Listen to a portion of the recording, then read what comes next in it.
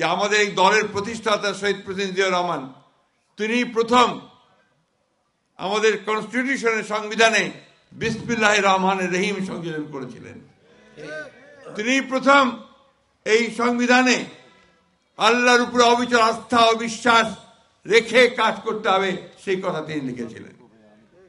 আমরা এই কথাগুলো যেন ভুলে না যাই। একটা খারাপ অবস্থা থেকে যখন শেখ মুজিবের আমলে কেউ ইসলামের কথা বলতে পারতো না, তারপরে আমাদের এই শহীদ প্রেসিডেন্ট জিয়াউর রহমানই প্রথম মুসলিম উম্মার ব্যাপারে তিনি সামনে এগিয়ে আসেন, মুসলিম উম্মাকে তিনি প্রতিষ্ঠা করার চেষ্টা করেন। তিনি সমস্ত মুসলিম দেশগুলোতে গিয়েছিলেন।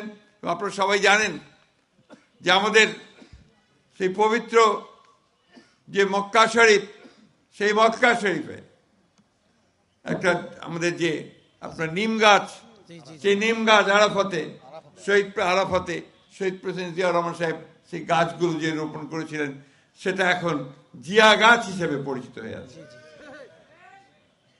আমি 2 বার ওমরা করেছি।